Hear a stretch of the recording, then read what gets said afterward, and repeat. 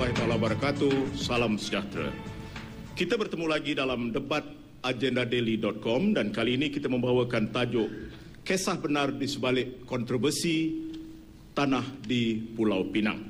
Debat ini disiarkan secara langsung ke seluruh negara dari Balai Budaya Tun Said Nasir, Dewan Bahasa dan Pustaka. Izinkan saya menerangkan format debat yang telah dipersetujui oleh kedua-dua pihak. Kedua-dua tokoh telah menamakan seorang wakil yang bertindak sebagai ahli panel dan mereka akan menanyakan soalan kepada pendebat yang mencalonkan mereka dan mereka juga akan menanyakan soalan kepada pendebat yang seorang lagi. Saya sendiri akan menanyakan dua soalan kepada kedua-dua pendebat ini dan soalan yang sama ditujukan kepada mereka. Kedua-dua pendebat ini juga akan diberi peluang untuk bertanya satu sama lain di penghujung siaran ini dan untuk pemula bicara atau opening statement, setiap orang pendebat akan diberikan masa 4 minit. Buzzer akan dibunyikan selepas 3 minit setengah. Setiap soalan lainnya mesti dijawab dalam masa kurang dari 3 minit atau buzzer akan dibunyikan sebagai peringatan.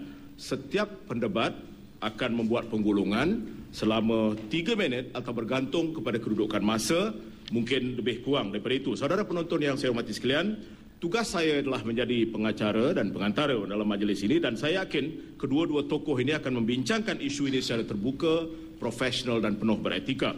Saya ingin memperkenalkan kedua-dua tokoh pendebat kita malam ini. Di pentas sana ialah yang berbahagia Tan Sri Koh Sukun, pemangku Presiden Parti Gerakan dan bekas Ketua Menteri Pulau Pinang. Dan di sebelah beliau ialah yang amat berhormat Encik Lim Guan Eng, Ketua Menteri Pulau Pinang yang juga Setiausaha Agung DAP. Untuk makluman saudara penonton sekalian, dua orang tokoh yang menjadi wakil pendebat ialah yang berbahagia Dato' Aziz Draman di sebelah kiri saya bagi pihak Tan Sri Koh Sukun dan Encik Wan Hamidi Hamid bagi pihak yang amat berhormat Encik Lim Guan Eng. Saya akan mulakan debat agendadaily.com ini dengan mempersilakan yang amat berhormat Encik Lim Guan Eng untuk membuat opening statement selama 4 minit. Silakan. Terima kasih Dato' Johan Jaafar, Tan Sri Dr. Koh Sukun, para hadirin sekalian, salam sejahtera dan selamat malam. Skandal penyelewengan tanah di Pulau Pinang adalah serius kerana ia melibatkan kerugian kepada kerajaan Pulau Pinang sebanyak 150 juta ringgit dan mungkin mengakibatkan kehilangan peluang keuntungan sebanyak 1.5 bilion ringgit. Kerugian besar sedemikian kalau kita berbanding dengan rizab negeri sebanyak 374 juta ringgit mempunyai impak yang besar, lebih-lebih lagi ke atas program sosial yang dirancang oleh kerajaan negeri baru ini. Skandal tanah ini boleh menggugat kestabilan kewangan negeri. Sekiranya kami tidak menangani 3 perkara. Yang pertama ialah kita mesti tahu berapa banyak jumlah yang terlibat, berapa banyak kes skandal tanah. Yang kedua, kita nak tahu mengapa mereka yang bertanggungjawab, siapa mereka dan kenapa tidak ada tindakan diambil ke atas mereka. Yang ketiga ialah bolehkah kita kesan tentang kelemahan-kelemahan yang membolehkan skandal tanah ini berlaku supaya ia tidak boleh berulang lagi. Rakyat ingin tahu kisah benar kes skandal tanah ini. Tapi malangnya kerajaan pentadbiran lama ingin bertemu sungguh pun di pelawar berkali-kali untuk membincang tentang perkara ini. Dan ini memaksa kerajaan baru berada dalam keadaan kegelapan.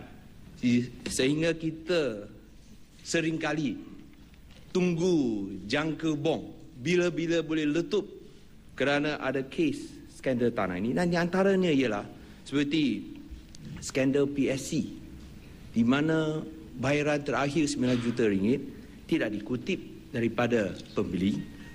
Skandal pemberian diskaun premium kepada syarikat-syarikat besar sebanyak 20 juta ringgit. Dan skandal ketiga, skandal sebanyak 40 juta ringgit di mana silap tanah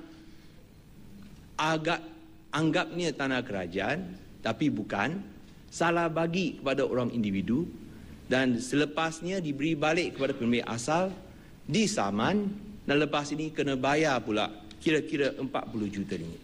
Yang keempat, skandal pengambilan tanah melibatkan wang sebanyak 84 juta ringgit yang terpaksa dilebih bayar oleh kerajaan negeri. Dan akhirnya yang paling besar sekali ialah skandal PGCC, di mana tanah dijual berdasarkan zon lapang rekreasi, tapi selepas dijual, zon boleh berubah kepada zon pembangunan bercampur yang membolehkan syarikat Abad Naluri di bawah Patrick Lim mengecapi keuntungan dengan sekelip mata sebanyak 1.5 bilion ringgit. Bekas Timbalan Ketua Menteri Pulau Pinang, Dato' Sri Helmi Yahya, telah mengakui dalam satu kes tanah ini, beliau mengakui secara terbuka. Beliau mengakui bahawa benar satu kesilapan telah dibuat dan beliau bersedia bertanggungjawab ke atas kesilapan ini. Soalannya ialah kami tidak faham mengapa pihak pemimpin kerajaan lama enggan mengakui kesilapan dan bertanggungjawab ke atas kes-kes skandal tanah ini, supaya rakyat Pulau Pinang dapat tahu apakah sebab sebenarnya skandal tanah berlaku, siapa yang terlibat dan mengapa tindakan tidak diambil ke atas mereka. Saya persilakan Tan Sri. Terima kasih. Sudah jadi CM Pulau Pinang masih berlagak macam pembangkang. Sering serang dan salahkan orang, tuju ke depan atau belakang. Saudara pengacara yang amat berhormat, Saudara Lim Kuan Eng, saudara-saudari. Tadi kita dengar tuduhan demi tuduhan yang memberi angka yang tertentu yang sebenarnya telah berubah-ubah. Pada asalnya pada bulan Mac dikatakan 40 juta. Selepas itu timbul pula satu kes 84 juta. Ya. Dan biarlah saya memberi penjelasan sedikit dengan satu gambaran yang lebih menyeluruh, iaitu kerajaan Barisan Nasional dan bukan kerajaan UMNO seperti yang disebut tadi, tapi kerajaan BN di negeri Pulau Pinang memang sentiasa pada waktu itu peka terhadap integriti dan juga urus tadbir baik. Kita berusaha untuk meningkatkan pentadbiran termasuk pentadbiran tanah. Banyak langkah telah diambil untuk meningkatkan dan memodernkan pentadbiran tanah. Kalau ada masa nanti saya akan hurai secara ringkas. Walau bagaimanapun, dalam tempoh peralihan dari sistem lama ke sistem baru, maka didapati ada maklumat dari dulu yang tak lengkap. Saya mengambil contoh kes yang dikatakan 40 juta tadi, yang disebut diulang-ulang banyak kali dalam tempoh 5 bulan ini. Sebenarnya ia berpunca daripada pemberian milik tanah kepada sebuah pertubuhan Cina pada tahun 60-an.